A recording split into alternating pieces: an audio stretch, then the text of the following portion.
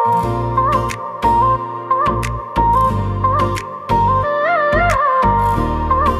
51 the cruel billionaire love innocent girl, दिल टूटना दिल। दोस्तों, पिछली बार आपने देखा था कि आदित्य को जैसे ही यह खबर मिली कि उसकी जानू पंखुड़ी होश में आ गई है, उसी पल उसका दिल जैसे भारी बोझ से मुक्त हुआ और वह वहीं बेहोश होकर गिर पड़ा। वार्ड के बाहर का नज़ारा भी कम इमोशनल नहीं था। दादी माँ और कार्तिक बाहर खड़े थे। दादी माँ की आंखें लगातार नम हो रही थी, क्राइंग। उनका शरीर अब इस सदमे को और सहन नहीं कर पा रहा था। कार्तिक उन्हें सहारा देकर पकड़े खड़ा था। वह धीरे से कहता है, दादी माँ, आप अपना ध्यान रखिए। अगर आप टूट जाएंगी तो आदित्य को कौन संभालेगा? उसे अभी आपकी ज़रूरत है। इसी बीच डॉक्टर बाहर आते हैं। उनका चेहरा थोड़ा थका हुआ था, लेकिन उनकी आवाज़ में राहत थी। डॉक्टर, हमने आदित्य के सभी घावों की पट्टियां बदल दी हैं। वो अभी भी बेहोश हैं, लेकिन चिंता की कोई बात नहीं है। ये बेहोशी ज़्यादा तनाव और थकान के कारण आई है। खतरे की कोई स्थिति नहीं है। उन्हें बस आराम की ज़रूरत है। ये सुनते ही दादी माँ ने आंखें बंद की और हाथ जोड़कर भगवान को धन्यवाद दिया, फोल्डेड हैंड्स। उनकी आवाज़ कांप रही थी। धन्यवाद प्रभु, मेरे पोते को कुछ नहीं होने दिया, मेरी आखिरी उम्मीद को बचाए रखा। कार्तिक ने धीरे से दादी माँ का हाथ पकड़ा और कहा, दादी माँ, अब आप यहाँ खड़ी मत रहिए।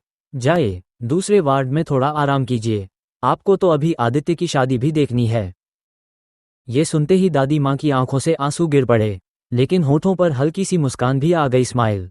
उन्होंने प्यार से आदित्य के माथे पर हाथ फेरा और बोली, ठीक है बेटा, तेरी बात मैं कैसे टाल सकती हूँ, पर मैं बस यही हूँ, दूर नहीं। दादी माँ धीरे धीरे कमरे से बाहर चली गईं। अब सीन बदलता है। कार्तिक धीरे से आदित्य के वार्ड में दाखिल होता है। कमरे की हल्की रोशनी में आदित्य का चेहरा सफ़ेद चादर पर और भी मासूम लग रहा था। उसके होठों पर थकान झलक रही थी, पर आंखें बंद होने के बाद भी उसकी रूह जैसे पंखुड़ी का नाम पुकार रही थी। कार्तिक धीरे से उसके पास बैठ गया और मुस्कराते हुए बोला, पता है आदित्य, तेरा जुनून, तेरी दीवानगी, पंखुड़ी के लिए तेरी यह पागलपन, सच कहूँ तो तूने मुझे भी हैरान कर दिया। तू वही आदित्य रॉय है ना, वो अकड़ू बिजनेसमैन जो सिर्फ अपने अकड़ और ईगो पर जीता था? पर आज देख, पंखुड़ी के प्यार ने तुझे क्या बना दिया, एक पागल आशिक दिल। कार्तिक की आंखों में चमक थी। उसने आगे कहा, मैं बहुत खुश हूँ तेरे लिए। बस यही चाहता हूँ कि तू और पंखुड़ी हमेशा ऐसे ही एक दूसरे के साथ रहो। तुम्हारी जोड़ी को कभी किसी की नज़र ना लगे। ये कहकर कार्तिक उठ खड़ा हुआ। उसने आदित्य की चादर ठीक की, उसके माथे पर हल्का सा हाथ फेरा और कमरे से बाहर चला गया ताकि आदित्य चैन से आराम कर सके। कमरे में अब सन्नाटा था। सिर्फ मॉनिटर मशीन की बीप बीप आवाज़ गूंज रही थी। लेकिन इस खामोशी के बीच भी एक अनकहा सुकून था। आदित्य की रगों में अब सिर्फ यही यकीन दौड़ रहा था कि उसकी पंखुड़ी जिंदा है और अब सब ठीक होगा। तो दोस्तों, आदित्य अभी बेहोश है, लेकिन दिल में सिर्फ पंखुड़ी का नाम है। क्या जब वो होश में आएगा तो सबसे पहले पंखुड़ी से मिल पाएगा, या फिर इस कहानी में कोई नया तूफान आने वाला है? जानने के लिए जुड़े रहिए। The cruel billionaire love innocent girl, दिल टूटना दिल। दोस्तों, अब तक आपने देखा कि आदित्य अपनी जानू पंखुड़ी के लिए मंदिर की सीढ़ियों पर घुटनों के बल भगवान से गुहार लगा रहा था। वहीं दूसरी ओर अस्पताल के केबिन में एक चमत्कार हुआ। लगभग 5 से 6 घंटे बीत चुके थे। डॉक्टर ने जो बेहोशी का इंजेक्शन दिया था, उसका असर धीरे धीरे कम होने लगा। पंखुड़ी की पलकों में हलचल हुई। उसने कोशिश की अपनी आंखें खोलने की, लेकिन बहुत मुश्किल थी। आंखें खुलते ही दर्द से वो फिर बंद कर लेती है। कुछ पल बाद उसने दोबारा हिम्मत जुटाई और धीरे धीरे आंखें खोलीं। उसके होंठ कांप रहे थे, गला सूखा हुआ था, आवाज़ दब गई थी। उसने कुछ बोलने की कोशिश की, लेकिन शब्द गले में अटक गए। तभी बड़ी मुश्किल से जो पहला नाम उसके होंठों से निकला, वो था वन, आदित्य वन। उसका पापा, जो उसके पास ही बैठे थे, तुरंत चौकन्ने हो गए। वो झुककर अपने कान अपनी बेटी के होंठों के पास ले गए। पंखुड़ी टूटे फूटे शब्दों में फुसफुसाई, आदित्य, तुम ठीक हो? कहाँ हो? पिता की आंखें नम हो गईं। उनके दिल में खुशी का समंदर उमड़ पड़ा। वो मन ही मन बोले, वाह प्रभु, इन दोनों की जोड़ी को किसी की नज़र न लगे। एक है कि अपनी जान दे बैठा है, और एक है कि मौत के मुंह से लौटने के बाद भी सिर्फ अपने आदित्य का नाम ले रही है। पंखुड़ी ने धीरे धीरे आंखें खोलीं और अपने पापा को देखा। कमजोर मुस्कान उसके चेहरे पर आई। उसने हकलाते हुए पूछा, पा, आदित्य कैसा है? पिता ने उसकी चिंता छिपाते हुए हल्की मुस्कान दी और बोले, आदित्य बिल्कुल ठीक है बेटा, वो बस बाजू वाले कमरे में है, थोड़ा आराम कर रहा है। लेकिन पंखुड़ी को यकीन नहीं हुआ। उसकी बेचैनी बढ़ती जा रही थी। बहुत मुश्किल से उसने कहा, राम, क्या उसे चोट लगी है? सच बताइए पापा। उसकी आवाज़ टूटी हुई थी। पापा तुरंत पास रखे गिलास में पानी भरते हैं, धीरे से बेटी को सहारा देते हैं और उसके होंठों से पानी लगवाते हैं। फिर नर्म आवाज़ में कहते हैं, नहीं बेटा, तुझे तनाव लेने की ज़रूरत नहीं है, आदित्य ठीक है। लेकिन पंखुड़ी की आंखों में बेचैनी साफ झलक रही थी। उसने दृढ़ता से कहा, पापा प्लीज़ आदित्य को बुलाइए, जब तक मैं उसे देख नहीं लूंगी मुझे चैन नहीं मिलेगा। पिता गहरी सांस लेते हैं और उसकी आंखों में देखते हुए कहते हैं, बेटा सच कहूं, जब से तेरी ये हालत हुई है तेरे आदित्य ने अपना आपा खो दिया। जो आदित्य आज तक भगवान से नाराज था, कभी मंदिर के दरवाजे तक नहीं गया, वो तेरी खातिर उनके सामने झुक गया। उसने साम दाम दंड भेद सब आजमा लिया, पूजा की, प्रार्थना की, रोया, गुजारिश की, लेकिन तेरी सांसें उसके बस में नहीं थीं। वो सिर्फ प्रभु के हाथों में थीं। और तेरे आदित्य ने हार मानने के बजाय उनके दरबार में जाकर तेरी जान की भीख मांगी। ये सुनते ही पंखुड़ी की आंखों में आंसू छलक पड़े। उसका दिल और भी बेचैन हो गया। उसने हकलाते हुए कहा, पा आपको ये सब कैसे पता? तो दोस्तों, पंखुड़ी ने अपने पिता से यह सवाल किया। अब सवाल ये है, पंखुड़ी के पापा आदित्य की सच्चाई बताकर उसका दिल और भारी करेंगे, या फिर उसे सुकून देने के लिए कुछ छुपाएंगे? जानने के लिए जुड़े रहिए। One the cruel billionaire love innocent girl दिल टूट chapter 52 the cruel billionaire love innocent girl दिल टूटना दिल। दोस्तों, अब तक आपने सुना कि पंखुड़ी ने अपने पापा से सवाल किया, पापा आदित्य की ऐसी हालत कैसे हुई? उसकी आंखों में बेचैनी साफ झलक रही थी। पंखुड़ी का दिल जैसे जवाब सुनने के लिए तड़प रहा था। उसके पापा ने उसकी ओर गहरी नजरों से देखा और हल्की सांस भरते हुए कहा, बेटा ये सब तुम्हें सच बताना जरूरी है। सुन। फ्लैशबैक शुरू होता है। पंखुड़ी के पापा उस समय वार्ड से बाहर निकल ही रहे थे। तभी अचानक उनकी नजर पड़ी। कार्तिक और कुछ बॉडीगार्ड्स किसी को सहारा देकर लाते हुए नजर आए। वो कोई और नहीं बल्कि आदित्य था। आदित्य की हालत देखकर पंखुड़ी के पापा के पैरों तले जमीन खिसक गई। उसका पूरा शरीर लहूलुहान था, कपड़े खून से भीगे हुए थे, और सबसे बड़ा झटका, वो पूरी तरह बेहोश हो चुका था।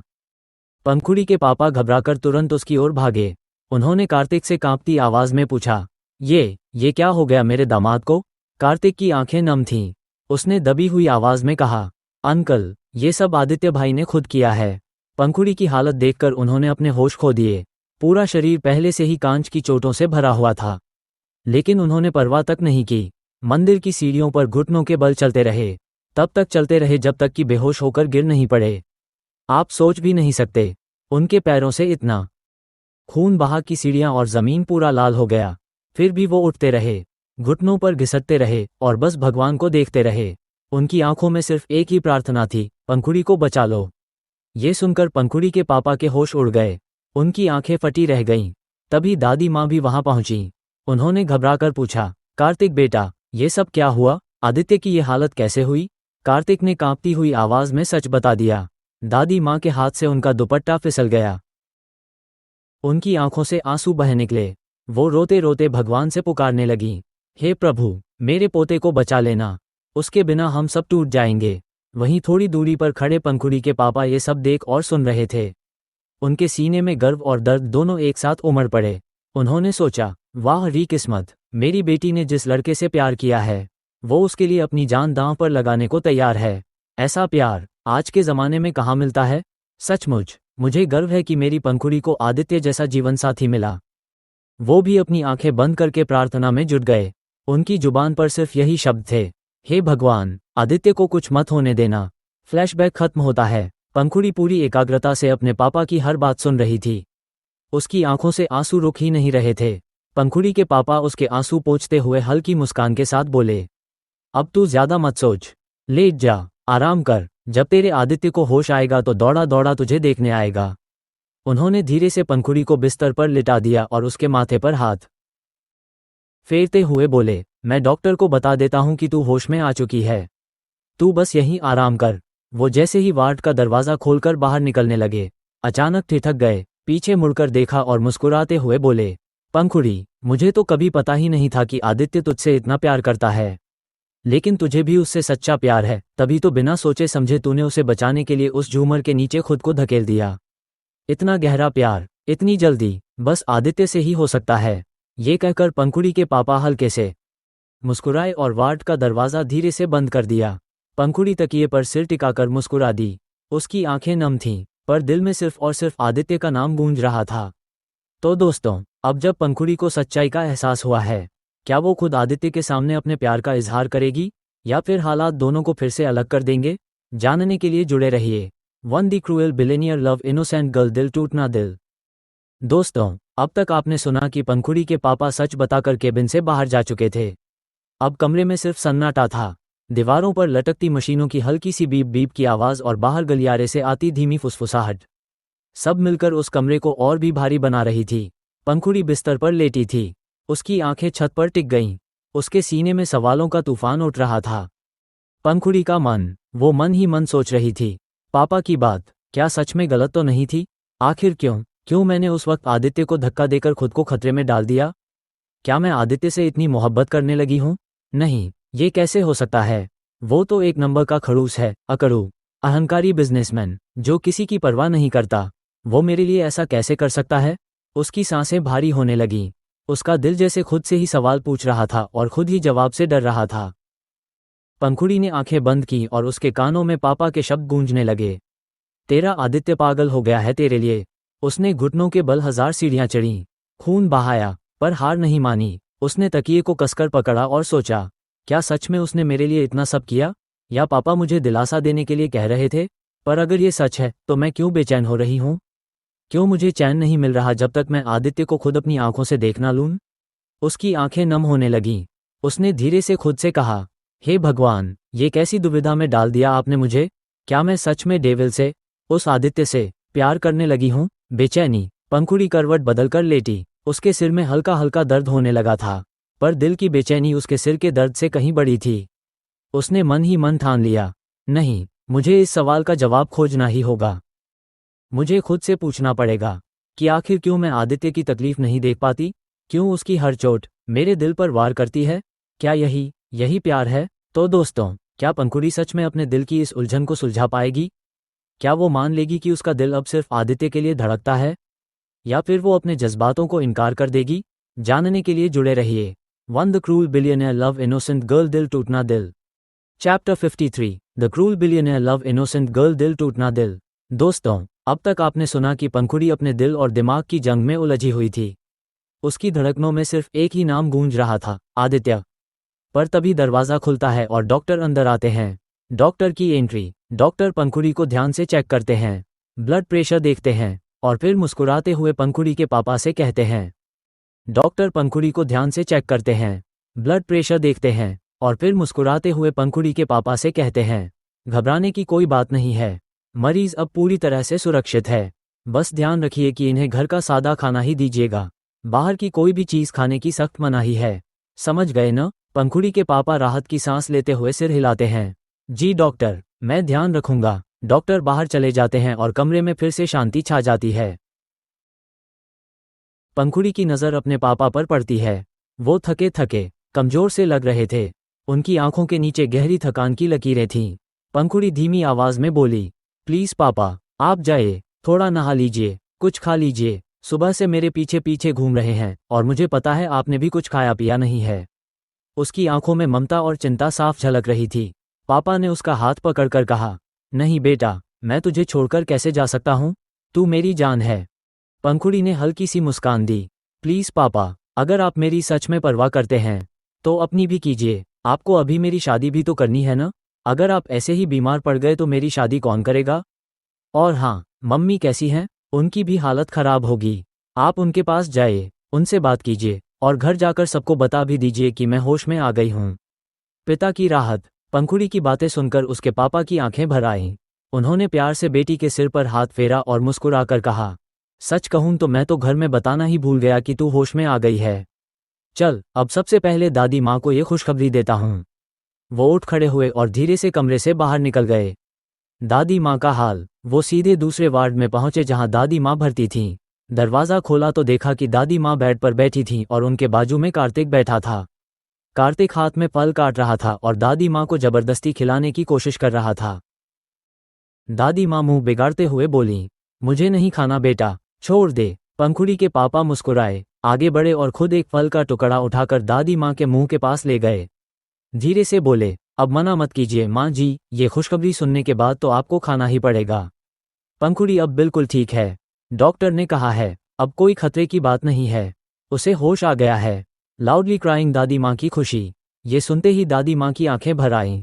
वो तुरंत खड़ी हो गई और बोली, सच, मेरी बच्ची ठीक है? तो मैं अभी उससे मिलने जाऊंगी। कार्तिक भी तुरंत खड़ा हुआ। हाँ दादी माँ, मैं भी चलता हूँ। दोनों जल्दी जल्दी पंखुड़ी के वार्ड की तरफ बढ़े। दिल दादी पोती का मिलन। जैसे ही उन्होंने दरवाज़ा खोला, पंखुड़ी ने आंखें खोलीं। उसकी नज़र दादी माँ पर पड़ी। उनकी आंखें आंसुओं से भरी थीं। पंखुड़ी ने हल्की मुस्कान दी और बोली, दादी माँ, मेरे पास आइए ना, वहीं क्यों खड़ी हैं? दादी माँ रोते रोते उसके पास दौड़ी और उसके सिर पर हाथ फेरने लगीं। कपकपाती आवाज़ में बोली, मेरी बच्ची, तेरी हालत देखकर मेरी तो सांसें अटक गई थीं। मैंने सोचा था कि मैं तुझे अपनी बेटी की तरह रखूंगी, तुझे हमेशा खुशियां दूंगी, पर नियति ने तुझे इतनी तकलीफ दी। पंखुड़ी ने उनका हाथ थामकर कहा, दादी माँ, ये सब तो किस्मत का खेल था। अब मैं बिल्कुल ठीक हूँ, पर आप अपनी हालत देखिए, आपकी आंखों के नीचे डार्क सर्कल्स आ गए हैं। अगर आप ऐसे ही मेरी शादी में दिखेंगी तो लोग क्या कहेंगे? आदित्य रॉय की दादी ऐसी लगती हैं? ओपन माउथ स्माइल हंसी का पल। कमरे में सब लोग हंसने लगे। दादी माँ ने भी हंसते हुए कहा, अरे, तुझे ठीक होते देख तो मैं पहले ही चमक उठी हूँ बेटा। मुझे अब किसी चीज़ की ज़रूरत ही नहीं है। पंखुड़ी मन ही मन सोचने लगी, दादी माँ मुझे कितना प्यार करती हैं, और उसकी आंखें भर आईं। उसने हंसते हंसते कहा, बस करिए दादी माँ, अब ज़्यादा इमोशनल मत होइए। घर घर की तरफ पंखुड़ी के पापा ने कहा, माँ जी, अब आप थोड़ा घर जाकर आराम कर लीजिए और वहाँ सबको बता दीजिए कि पंखुड़ी होश में आ गई है। घर वाले सब परेशान हैं, किसी का फ़ोन नहीं लग रहा। कार्तिक ने भी सहमति जताई। हाँ दादी माँ, आप जाइए, थोड़ा आराम करेंगे तो अच्छा लगेगा। दादी माँ का जाने का मन तो नहीं था, पर सबके जिद करने पर उन्होंने हामी भर दी। पंखुड़ी के पापा और दादी माँ दोनों हॉस्पिटल से बाहर निकलने लगे और कार्तिक बाहर वाले बेंच पर बैठ गया, मन ही मन सोचता हुआ कि अब आगे इस कहानी में कौन सा मोड़ आने वाला है। तो दोस्तों, क्या आदित्य और पंखुड़ी का मिलन अब और करीब आएगा? क्या ये दूरी उन्हें और मजबूती देगी? जानने के लिए जुड़े रहिए। One the cruel billionaire love innocent girl दिल टूटना दिल। Chapter 54 one the cruel billionaire love innocent girl 1। दोस्तों, अब तक आपने सुना कि दादी माँ और पंखुड़ी का मिलन हो चुका था। दादी माँ पंखुड़ी की हालत देखकर इमोशनल हुई और फिर आराम करने के लिए राय पैलेस लौट गईं। पंखुड़ी के पापा भी घर जाने के लिए निकले, जबकि कार्तिक हॉस्पिटल में ही रह गया, पंखुड़ी और आदित्य दोनों का ख्याल रखने के लिए। घर वापसी। पंखुड़ी के पापा पहले दादी माँ को राय पैलेस छोड़ते हैं और फिर अपनी कार मोड़कर अपने छोटे से घर की तरफ बढ़ते हैं। कुछ देर बाद कार उनके घर के सामने आकर रुकती है। वो धीरे से उतरते हैं और दरवाजे की बेल बजाते हैं। थोड़ी देर में ही दरवाज़ा खुलता है। दरवाजे पर खड़ी थी निक्की, एक 16 साल की मासूम लड़की। वो वर्षा जी की रिश्तेदारी की बेटी थी और कई दिनों से इसी घर में रह रही थी। निक्की की आंखों में चमक थी। जैसे ही उसने पंखुड़ी के पापा को देखा, उत्साहित होकर बोली, आप आ गए पंखुड़ी? सच में होश आ गया? राहत और शुक्रिया। पंखुड़ी के पापा की आंखें चमक उठीं। वो मुस्कुराए, पीछे से आई लीला बुआ को गले लगाते हुए बोले, हाँ, हमारी पंखुड़ी अब खतरे से बाहर है, उसे होश आ गया है। ये सुनते ही लीला बुआ ने लंबी सांस ली और भगवान का नाम लेते हुए कहा, हे प्रभु, धन्यवाद, आपने हमारी बेटी को सुरक्षित रखा। वो सीधे घर के छोटे मंदिर की ओर बढ़ी और फोल्डेड हैंड्स के साथ भगवान के सामने झुक गईं। उनकी आंखों से खुशी के आंसू बह रहे थे। दिल टूटना मां की हालत। पंखुड़ी के पापा ने इधर उधर नजर डाली और निक्की से पूछा, वर्षा जी कहाँ हैं? निक्की ने इशारा किया, वो अपने कमरे में हैं। पंखुड़ी के पापा धीरे धीरे कमरे की ओर बढ़े। जैसे ही उन्होंने दरवाज़ा खोला, उनकी नज़र वर्षा जी पर पड़ी। वो बिस्तर पर लेटी हुई थीं। उनके चेहरे पर थकान, चिंता और बेचैनी साफ झलक रही थी।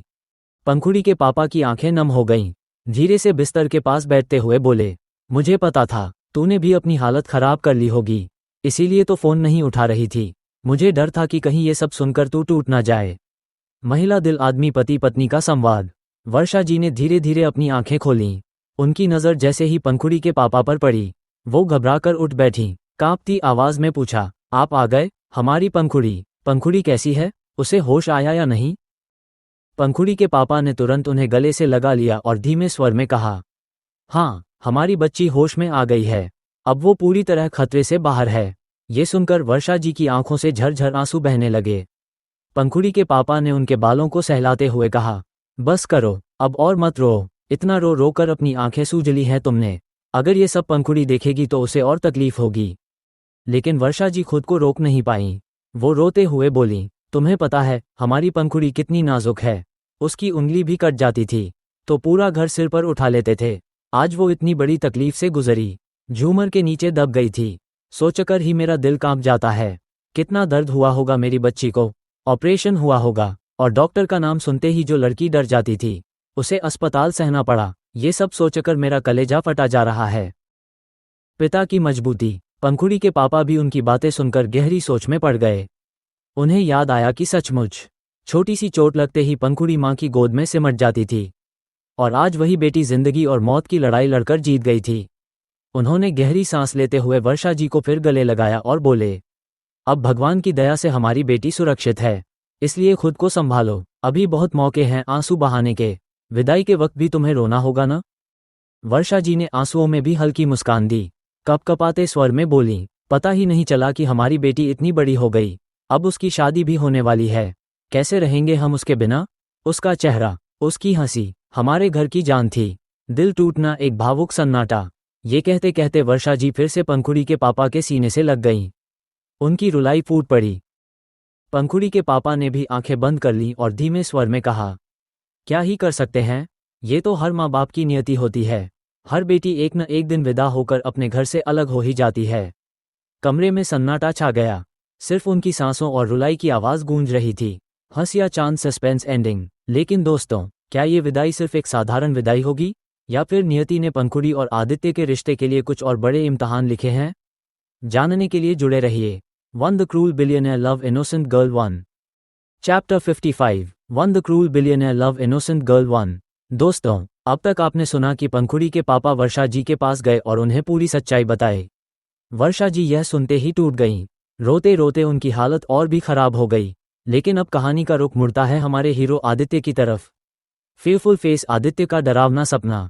आदित्य बेहोशी और होश की बीच की स्थिति में था। उसकी बंद पलकों के पीछे वही दृश्य घूम रहा था, एक विशाल चमकता हुआ झूमर, और अचानक उसका गिरना, पंखुड़ी का दर्द से चिल्लाना, चारों तरफ खून ही खून, और वो खुद जमीन पर लहूलुहान असहाय खड़ा। उसकी सांसें तेज हो जाती हैं, चेहरे पर पसीने की बूंदें चमकने लगती हैं।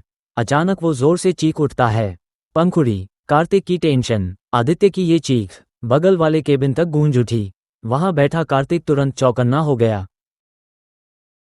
उसने बिना देर किए आदित्य के केबिन का दरवाजा खोला।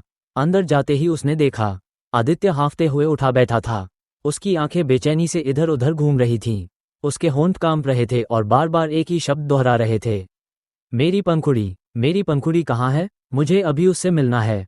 सुई दर्द की परवाह नहीं।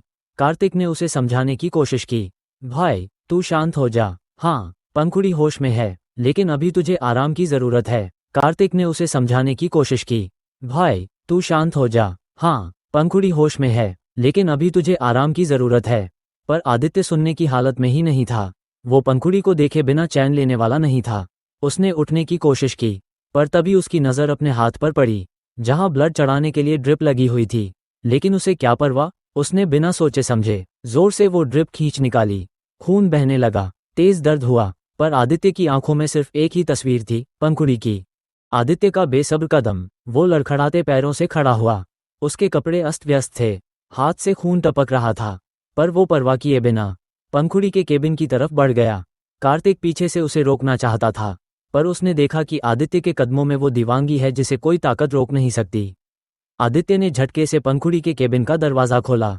परिक्रमा करते दिल पहली नज़र। आवाज़ सुनकर पंखुड़ी की आंखें खुलीं। उसकी नज़र दरवाजे पर पड़ी, और वहां खड़ा था आदित्य। हॉस्पिटल के कपड़ों में, चेहरे पर पीड़ा, आंखों में बेचैनी, हाथ से बहता खून, लेकिन फिर भी पूरी शिद्दत से सिर्फ पंखुड़ी को देखता हुआ। जैसे ही दोनों की आंखें मिलीं, कमरे का हर शोर थम गया। नर्सों की आवाज़, मशीनों की बीप, सब मानो कहीं खो गया। बस था तो एक गहरा सन्नाटा, और उसमें धड़कती दो दिलों की आवाज़, आंखों की बातचीत। पंखुड़ी की आंखें कांप रही थीं। उसके दिल ने कहा, क्यों आदित्य, क्यों तुमने खुद को इस हालत में डाल दिया? क्यों मौत के दरवाजे तक चले गए? क्या तुम्हें अंदाज़ा नहीं कि तुम्हें इस तरह देखना मेरे लिए मौत से भी बदतर है? वहीं आदित्य की आंखों में जलते सवाल थे। क्यों पंखुड़ी, क्यों तुमने मुझे धकेल दिया और खुद मौत को गले लगा लिया? तुम जानती हो, तुम्हारे बिना मैं जिंदा नहीं रह सकता, फिर भी तुमने ऐसा किया। उनकी आंखें ही सवाल पूछ रही थीं, उनकी आंखें ही जवाब दे रही थीं। बिना एक शब्द बोले दोनों अपनी तड़प बयां कर रहे थे। दिल फायर अधूरा मिलन। अचानक आदित्य ने पंखुड़ी की तरफ कदम बढ़ाए, लेकिन तभी कार्तिक अंदर आया। उसने देखा आदित्य के हाथ से लगातार खून बह रहा था। वो तुरंत दौड़ा और आदित्य का हाथ पकड़कर उस पर टेप बांध दिया। भाई, खून बह जाएगा, होश में आ। उसके स्पर्श से आदित्य थोड़ा संभला, लेकिन अगले ही पल उसने अपना हाथ छुड़ा लिया और सीधा पंखुड़ी की तरफ बढ़ गया। कार्तिक ने उनकी आंखों में वो अटूट रिश्ता देख लिया था, इसलिए उसने धीरे से दरवाज़ा बंद कर दिया और बाहर बैठ गया, चेहरे पर एक संतोष भरी मुस्कान के साथ। दोस्तों, पंखुड़ी और आदित्य की ये आंखों वाली खामोश बातचीत क्या अब उनके रिश्ते को एक नाम दे पाएगी, या फिर हालात उन्हें और दर्दनाक मोड़ पर ले जाएंगे? जानने के लिए जुड़े रहिए। One the cruel billionaire love innocent girl 1। Chapter 56 one the cruel billionaire love innocent girl 1। दिल टूटना, आदित्य की तड़प। दोस्तों, अब तक आपने देखा कि आदित्य होश में आते ही पंखुड़ी से मिलने के लिए बेताब हो उठा था। उसके लिए न दर्द मायने रखता था, न ही बहता हुआ खून, बस एक नाम, एक चेहरा, पंखुड़ी। और अब वो दौड़ते दौड़ते पंखुड़ी के सामने आ खड़ा हुआ। दिल से निकली बात। आदित्य ने पंखुड़ी के बेड के सामने घुटनों के बल बैठकर अपना कांपता हुआ हाथ उसके गालों पर रख दिया। उसकी आंखों में दर्द, गुस्सा और सबसे ज्यादा प्यार था। टूटे हुए स्वर में बोला, तुमने मुझे इतनी बड़ी सजा क्यों दी? पंखुड़ी, तुम जानती थी अगर तुम्हें कुछ हो जाता तो ये आदित्य रॉय एक सांस भी नहीं ले पाता। फिर क्यों किया तुमने ऐसा? पंखुड़ी हैरान थी। ये वही आदित्य था जो हमेशा अकड़ और घमंड में उससे बात करता था, लेकिन आज उसकी आंखों में सिर्फ मोहब्बत थी, इतना बेपनाह प्यार जो उसकी हर धड़कन में बस चुका था। गुलाब, पंखुड़ी का सच। पंखुड़ी ने हिम्मत जुटाई और धीमी आवाज में कहा, जब मैंने उस झूमर को तुम्हारी तरफ गिरते देखा तो मैं खुद को रोक ही नहीं पाई। उस पल लगा कि चाहे कुछ भी हो जाए, मुझे तुम्हें बचाना ही होगा। अगर तुम्हें कुछ हो जाता आदित्य, तो मैं भी सांस नहीं ले पाती। ये कहते ही पंखुड़ी बेड पर उठ बैठी। आदित्य तुरंत उसकी ओर झुका और उसे अपनी बाहों में भर लिया। उसका आलिंगन इतना कसकर था मानो वो कसम खा चुका हो कि अब उसे कभी छोड़ेगा ही नहीं। पंखुड़ी उसकी पकड़ में घुटने लगी। सांस लेने में तकलीफ हो रही थी, फिर भी उसने महसूस किया ये वही आदित्य था जो पहली बार अपने दर्द को खुलकर रो रहा था। उसके कपड़े गीले हो चुके थे। पंखुड़ी को हैरानी हुई, क्या आदित्य रो रहा है? हाँ, वो आदित्य रॉय जो कभी टूटना जानता ही नहीं था, आज उसकी बाहों में बिखर रहा था। दिल आदित्य का इजहार। कांपती आवाज में आदित्य बोला, अब से मैं तुम्हें कभी अकेला नहीं छोड़ूंगा पंखुड़ी, हर पल तुम्हारे साथ रहूंगा, क्योंकि मेरी जान अब सिर्फ तुम हो। तुम्हारे बिना मैं अपनी जिंदगी सोच भी नहीं सकता। इतनी भावनात्मक बातें सुनकर पंखुड़ी की आंखों में भी आंसू आ गए। वो मुश्किल से फुसफुसाई, आदित्य प्लीज थोड़ा ढीला पकड़ो, मुझे सांस लेने में दिक्कत हो रही है। आदित्य तुरंत पीछे हट गया, घबराहट से बोला, सॉरी पंखुड़ी, तुम्हें चोट तो नहीं लगी? पंखुड़ी ने हल्की मुस्कान के साथ कहा, नहीं, बस तुम्हारा ये रूप देखने की आदत नहीं है। फायर, आदित्य का जुनून। आदित्य ने उसकी आंखों में गहराई से देखा और मुस्कुराते हुए बोला, तो अब आदत डाल लो, क्योंकि ये आदित्य रॉय अब सिर्फ तुमसे प्यार करेगा। इतना प्यार कि दुनिया देखेगी और सोचेगी, कोई इंसान किसी से इतना भी प्यार कर सकता है? उसकी निगाहों में सिर्फ जुनून था, इतना जुनून की पंखुड़ी थोड़ी सहम गई। आदित्य ने उसकी ठोड़ी को पकड़कर धीरे से अपनी तरफ खींचा। उनके बीच की दूरी मिटने लगी। पंखुड़ी की धड़कन तेज हो गई। उसे लगा कि आदित्य उसे चूम लेगा। उसने अपनी आंखें कसकर बंद कर लीं, लेकिन आदित्य ने उसके होठों पर नहीं, बल्कि उसके माथे पर हल्का सा चुंबन दिया। मासूमियत और शरारत। पंखुड़ी ने आंखें खोलीं और आदित्य को देखा। आदित्य ने शरारती अंदाज में कहा, वैसे तुमने आंखें बंद क्यों कर ली थीं?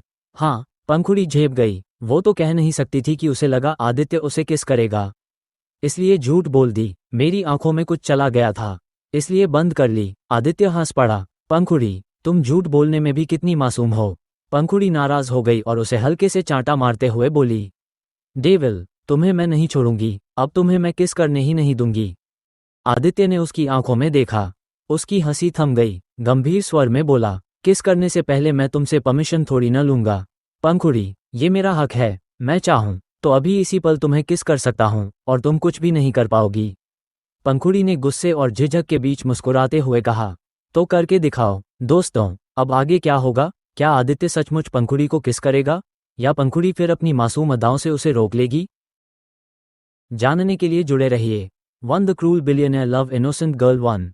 Chapter 57। One the cruel billionaire love innocent girl 1। दो दिल दी ऑकवर्ड एंट्री। दोस्तों, अब तक आपने देखा कि आदित्य और पंखुड़ी का क्यूट और इमोशनल मोमेंट चल रहा था, लेकिन तभी क्लिक, केबिन का दरवाजा खुला। डॉक्टर अंदर एंटर करता है और उसके पीछे नर्स भी। जैसे ही उनकी नज़र सामने पड़ी, आदित्य झुका हुआ था पंखुड़ी पर, और दोनों इतने क्लोज थे कि पूरा सीन किसी मूवी से निकला हुआ लग रहा था। डॉक्टर तुरंत रुक गया, हल्का सा खांसा और उसके चेहरे पर शर्म की झलक साफ दिखी। नर्स तो पूरी रेड हो गई, चीक्स पे टमाटर जैसे लाल रंग। पंखुड़ी को इतनी शर्म आई कि उसने तुरंत आदित्य को धक्का दिया। उठो उठो यहाँ से। लेकिन आदित्य रॉय कौन सा शर्म करने वालों में से था? उसने ठंडी स्माइल के साथ डॉक्टर की तरफ देखा और बोला, कम से कम नॉक करके तो आना चाहिए था, डॉक्टर साहब। डॉक्टर का शॉक। डॉक्टर तो लिटरली हिल गया। आज तक किसी ने उसे ऐसी बात सुनाई ही नहीं थी, और वो भी एक हॉस्पिटल केबिन में। हकलाते हुए बोला, सॉरी सर, और पीछे मुड़ने ही वाला था कि पंखुड़ी घबराकर बोल पड़ी, नहीं डॉक्टर, आप अंदर आइए। उसका चेहरा लाल, कान लाल, दिल धड़कनों से बाहर निकलने को।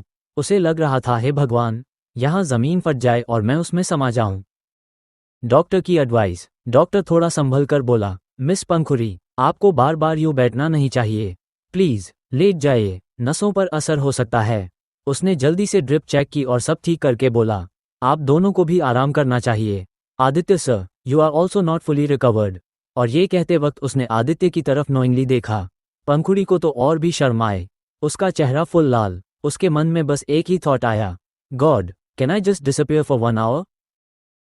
आदित्य का एटीट्यूड। आदित्य ने डॉक्टर को घूरा और बोला, मुझे पता है, अब जाओ यहाँ से।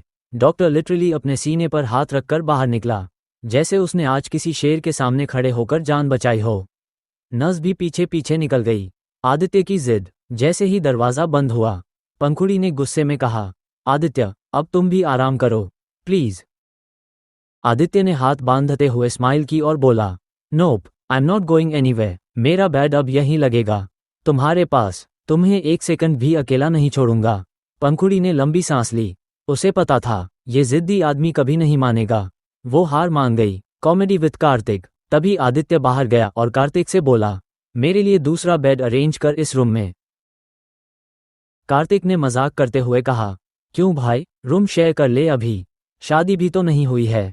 आदित्य ने उसे घूरा और दांत पीसते हुए बोला, जाकर अरेंज कर, वरना बताऊं अभी साले। कार्तिक हंसते हंसते बोला, ठीक है, जा रहा हूं, और बाहर चला गया। Cherry blossom cute blush moment.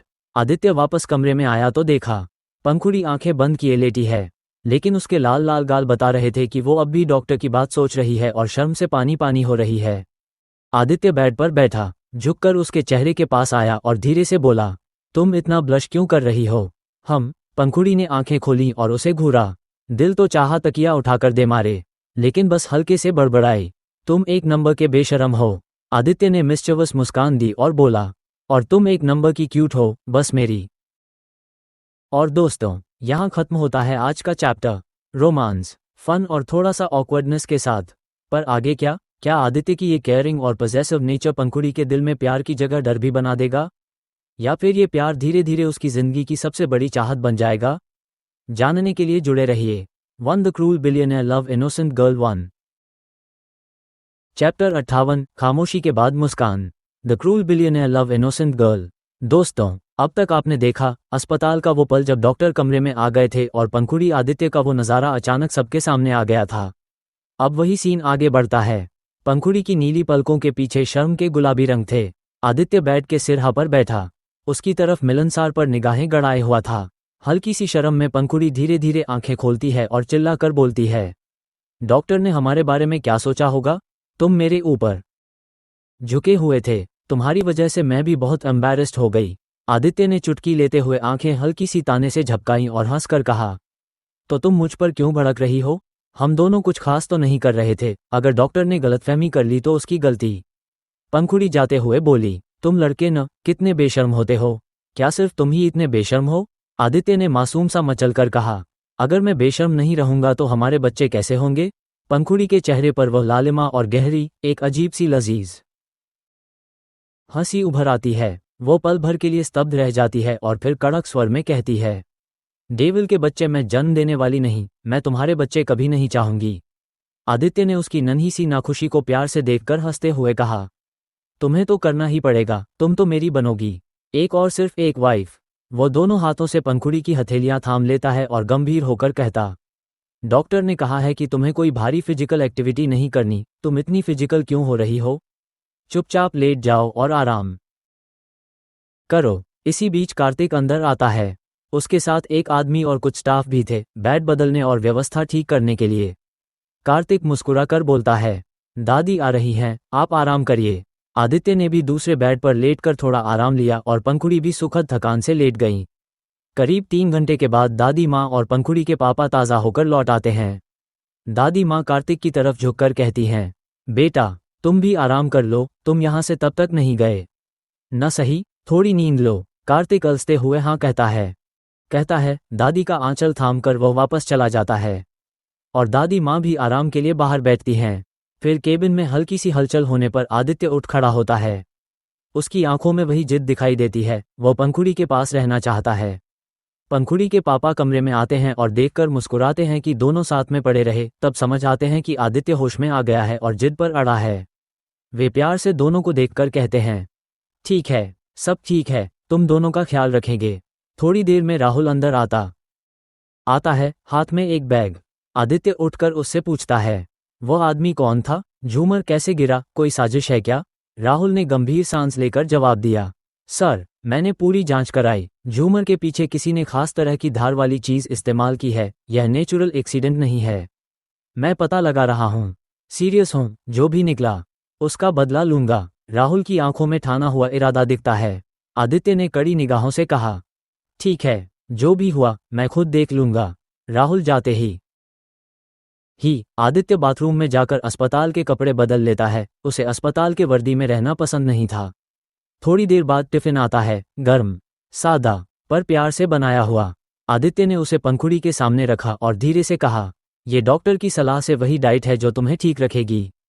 पंखुड़ी के हाथ में ड्रिप लगी थी, खाने में दिक्कत हो सकती थी, पर आदित्य अकेला हाथ बढ़ाकर उसकी प्लेट से एक एक चम्मच उसे खिलाने लगता है। पंखुड़ी के चेहरे पर अभी भी शर्मिलापन था, पर इस बार वह उसकी नज़रों में प्यार भी पड़ रही थी और धीरे धीरे वो चुपचाप खाना शुरू कर देती है। आदित्य चुपके से उसका हर निवाला देखकर मुस्कुराता रहा, मानो वही पल उसके लिए दुनिया का सबसे कीमती था। लेकिन कहानी यहीं शांत नहीं रहती। झूमर के गिरने के पीछे की सच्चाई अभी भी रहस्यमय है। कौन उस साजिश के पीछे था? क्या राहुल समय रहते सच पकड़ पाएगा? और आदित्य, जो अब पंखुड़ी के लिए अपनी जान दे चुका, वो अगले कदम क्या उठाएगा? दोस्तों, आगे क्या होगा? किसने रचा था ये मास्टर प्लान? किस मकसद से? जुड़े रहिए। The cruel billionaire love innocent girl के साथ अगला चैप्टर बहुत जल्दी आएगा। चैप्टर 59, साजिश की परतें। The cruel billionaire love innocent girl. शाम ढल चुकी थी। हॉस्पिटल की खिड़की से चांदनी बाहर फैली थी, पर आदित्य के दिल के भीतर अंधेरा केवल और गहरा होता जा रहा था। पंखुड़ी के पापा ने कुछ देर पहले ही कहा था, आप घर जाकर आराम कर लो, हम यहीं रुक जाते हैं। मगर आदित्य ने न माना। उसने नर्म अंदाज में जवाब दिया, नहीं पापा, मैं अपनी पंखुड़ी को अकेला छोड़कर नहीं जा सकता। पंखुड़ी के पापा उसकी हालत समझ गए और उन्होंने आखिरकार मान लिया। रात का सन्नाटा केबिन में उतर आया। पंखुड़ी बिस्तर पर लेटी थी। आंखों के नीचे हल्की सी पीड़ी थी और हर सांस में अभी तक हादसे का झटका था। वहीं खिड़की के पास खड़े आदित्य आकाश में टंगी चांदनी को घूर रहे थे। उनकी आंखों में एक ठंडी जिज्ञासा और खून जैसी सख्त कसक थी। कौन था वो इंसान जिसने झूमर की रस्सी काटी? किसने इस मास्टर प्लान को अंजाम दिया? और सबसे बड़ी बात, वो पैलेस तक कैसे घुस आया? इसी हड़बड़ी में उनका फोन बजा। स्क्रीन पर राहुल का नाम चमक रहा था। आदित्य ने तेजी से कॉल उठाया। आवाज में एक तरह की तीव्रता थी। राहुल बोला, सर, हमने सीसीटीवी चेक किया, पर किसी ने कैमरा तोड़ दिया था। फुटेज करप्टेड हो गया। आदित्य की काया से कुड़ गई, पर वो शांत रहा। पर कोई न कोई हिंट मिलेगा ही मिलेगा। राहुल, मुझे वो आदमी चाहिए। राहुल ने थोड़ा ठहर कर कहा, सर, मैंने गेस्ट लिस्ट और सामने वाले लोगों के फ़ोन चेक किए। कई लोगों ने सेल्फी ली थी। कुछ वीडियो भी हैं। उनमें से एक वीडियो में मुझे एक हाथ का टैटू दिखाई दिया, रेड ब्लैक इंक का। बहुत खास टैटू। उसे ढकने की कोशिश की गई थी मगर पूरी तरह से नहीं हो पाया। मैंने फोटो खींचकर भेज दी है। आदित्य ने एक लंबी सांस ली और कहा, व्हाट्सएप कर दो, मैं अभी देखता हूँ। उसके अंदर का सैलाब शांत था, पर आंखों में कटु ठंडक थी। तुम मेरे हाथों से नहीं बचोगे, उसने मानो खुद से कहा। दूसरी तरफ उस लड़की के कमरे में एक और अंधेरी कहानी चल रही थी। कमरे के हर कोने में चीजें बिखरी हुई थीं। कपड़े, गहने, साज सज्जा, सब इस कदर उछाले गए थे जैसे कोई भूकंप आ चुका हो। वो चीख रही थी, पागलों जैसी आवाज में, बार बार अपने आप से पूछते हुए, क्यों, फिर से क्यों, मेरी प्लान क्यों फेल हुई। उसका हाथों पर पुराने कट भी थे, शायद पिछले कुछ हिंसक लम्हों के निशान। वो घूंघट में छिपे फोन पर चिल्लाकर बोली, हेलो, तुमने क्या किया। झूमर गिरा तो ठीक था, पर उस पर कैसे उसे बचा लिया। मैंने तुम्हें इतना पैसा दिया था, क्या तुमने ठीक से काम नहीं किया। उसके शब्दों में परेशानी और पागलपन दोनों थे। फोन के दूसरी ओर धीमी, बेपरवाह आवाज आई, मैडम, मैंने काम किया, पर किस्मत में कुछ और लिखा था। उसने किसी तरह बच निकल लिया। लड़की का चेहरा और भी भयानक कराह से विकृत हुआ। उसकी हंसी कड़क कर उठी, तो फिर उसे हॉस्पिटल में खत्म कर दो। उसे वहां से निकाल कर जिंदा नहीं छोड़ा जाएगा। मैं तुम्हें ट्रिपल पेमेंट दूंगी, पर इस बार नाकाम मत होना। पंखुड़ी की जान दब जाएगी, समझी। फोन पर खामोशी छा गई। फिर लड़की ने फुसफुसाते हुए कहा, तुम यहां से जा नहीं सकते जब तक पंखुड़ी मरकर नहीं जाती। मैं हर कोशिश करवा दूंगी, तुम जाहिर तौर पर। उसकी आवाज फिर टूटकर हंसी में बदल गई। मैं तुम्हें पैसा दूंगी, नाम दे दूंगी, सब, पर मेरी पंखुड़ी को जिंदा नहीं रहने दूंगी। हॉस्पिटल के कमरे में, जहां चांदनी की धब्बे दीवार पर पड़ रही थीं, आदित्य ने राहुल का भेजा हुआ टैटू फोटो देखा, लाल और काले रंग में बने एक विचित्र मोटिफ। वो टैटू कोई आम निशान नहीं था, ये किसी गैंग या पर्सनल सिग्नेचर की तरह था, आसानी से पहचान योग्य। जैसे जैसे उसने फोटो देखा, उसकी आंखों में आग सी जगी। उसके होठों से निकलता हुआ शब्द मानो किसी ठंडी तलवार की तरह थे, अब खौफ खत्म होने वाला है। राहुल ने दूसरी तरफ से कहा, सर, हम उसे ट्रेस कर सकते हैं, पर टाइम कम है। वो अब हॉस्पिटल की तरफ कदम बढ़ा सकती है। हमें अभी एक्शन लेना होगा। आदित्य ने मोबाइल बंद किया, उठकर खिड़की के पास आया और चांद को एक पल तक देखा, फिर ठंडी आवाज में कहा, अगर उसने मेरी पंखुड़ी को छुआ भी तो मैं उसे नहीं छोड़ूंगा। ये जो मास्टर प्लान है, इसकी जड़ें मैं खुद उखाड़ने आऊंगा। पर बाहर का अंधेरा अभी और गहरा हुआ। कमरे में पिंक वाइट की सेंसिलिटी के बीच एक खतरनाक साजिश अभी जिंदा थी। कौन था वो आदमी, किस गैंग का टैटू उसके हाथ पर था, और क्या वही लड़की अपने पैसे और शख्सियत के जरिए हॉस्पिटल तक पहुंचकर अंतिम वार कर देगी। रात की खामोशी में सिर्फ एक चीज पक्का लग रही थी, खेल अभी खत्म नहीं हुआ। जुड़े रहिए, अगला चैप्टर सच की परतें खोलने वाला है। चैप्टर 60, साजिश की परछाइयाँ। The cruel billionaire love innocent girl. रात के 10 बज रहे थे। हॉस्पिटल की खामोश दीवारों के बीच आदित्य की बेचैनी और बढ़ चुकी थी। उसने कार्तिक को बुलाया था, क्योंकि उसके पास टैटू की वो फोटो थी, और उसे जितनी जल्दी हो सके इसके पीछे की सच्चाई जाननी थी। आदित्य ने पंखुड़ी की ओर देखा, वह गहरी नींद में थी, चेहरा शांत पर मासूमियत से भरा। उसने धीरे से दरवाज़ा खोला, सावधानी से बंद किया और कॉरिडोर से होते हुए बाहर की तरफ बढ़ गया। बाहर गेट के पास कार्तिक अपनी कार से टेक लगाकर खड़ा था। उसने आदित्य को देखते ही कहा, यार, रात को इस टाइम क्यों बुलाया है। आदित्य ने बिना देर किए अपना फ़ोन निकाला और स्क्रीन उसके सामने कर दी। फोटो में वही रहस्यमयी टैटू साफ दिख रहा था। आदित्य ने ठंडी आवाज में कहा, देख ये आदमी, अगले 24 घंटे के अंदर इसकी पूरी जानकारी मेरे सामने होनी चाहिए। मैं अपने लोगों को भी लगा चुका हूँ, लेकिन मैं पंखुड़ी को अकेला छोड़कर नहीं जा सकता, इसीलिए ये काम तुझे करना होगा। वो किसी भी वक्त इस देश को छोड़ सकता है। जल्दी से जल्दी इसका पता निकाल। कार्तिक ने फोटो अपने फ़ोन में सेव किया और गंभीर नज़रों से कहा, ठीक है, मैं अपनी तरफ से पूरी कोशिश करूंगा। 24 घंटे में रिजल्ट तेरे हाथ में होगा। इतना कहकर वो कार में बैठा और घर की तरफ रवाना हो गया। आदित्य वहीं खड़ा आसमान की ओर देखने लगा। चांद की रोशनी उसके चेहरे पर पड़ रही थी, पर उसकी आंखों में केवल गुस्से की चमक थी। उसके होठों से सख्त शब्द निकले, तू जो भी है, बच नहीं पाएगा। मेरी पंखुड़ी के हर दर्द का हिसाब मैं तुझसे लूंगा। समय धीरे धीरे बीत रहा था। आदित्य लगभग 2 घंटे तक वहीं खड़ा रहा, मानो कोई अनजानी बेचैनी उसे रोक रही हो।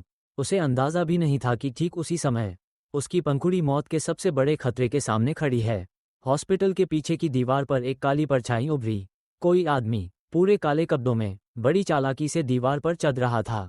उसके हाथों की पकड़ मजबूत थी, हर मूवमेंट में ट्रेनिंग झलक रही थी। वो बड़ी आसानी से ऊंची दीवार पार कर गया और अस्पताल के उस हिस्से की तरफ बढ़ा जहां खिड़कियां थीं। वो सीधा उसी खिड़की के पास पहुंचा जहां कुछ देर पहले आदित्य खड़ा था। दीवार से जुड़ी पाइपलाइन उसकी सीढ़ी बन गई। बेहद शांत और नपे तुले कदमों से वो ऊपर चढ़ा। कोई आवाज नहीं, कोई हलचल नहीं, मानो अंधेरे का हिस्सा बन चुका हो। उसने खिड़की का लॉक बड़ी चालाकी से खोला और अंदर सरक गया। कमरे में पंखुड़ी लेटी हुई थी। उसकी आंखें बंद थीं। चेहरा चांदनी में और भी मासूम दिख रहा था, जैसे किसी फेरी क्वीन की नींद हो। उस शातिर इंसान ने अपनी जेब से एक नुकीला चाकू निकाला। उसकी आंखों में दरिंदगी थी और उसके कदम धीरे धीरे पंखुड़ी की ओर बढ़ रहे थे। वो पंखुड़ी के पास पहुंचा और चाकू को ऊपर उठाया। उसकी नीयत साफ थी, एक ही वार में सब खत्म। पर तभी एक और हाथ बिजली की तरह आगे बढ़ा और उसने उसका कलाई पकड़ ली। पकड़ इतनी मजबूत थी कि उस नकाबपोश के हाथ में दर्द की चीख निकल गई। छोड़ मुझे, छोड़! वो छटपटाने लगा, पर पकड़ ढीली नहीं हुई। कमरे में हल्की सी सरसराहट गूंजी, पर पंखुड़ी अभी भी नींद में थी। आंखें क्या लगता है दोस्तों, वो मजबूत हाथ किसका था? उंगली से दाहिनी ओर इशारा जानने के लिए जुड़े रहिए। The cruel billionaire love innocent girl दिल फायर। हेलो दोस्तों, अगर आपको मेरी स्टोरी पसंद आई हो तो प्लीज़ चमकता दिल इस छोटी सी मेहनत को सपोर्ट कीजिए, लाइक और सब्सक्राइब करना ना भूलना। मिलते हैं नेक्स्ट चैप्टर में एक नई ट्विस्ट के साथ। तब तक अपना ख्याल रखिए। जय हिंद। Reason letter.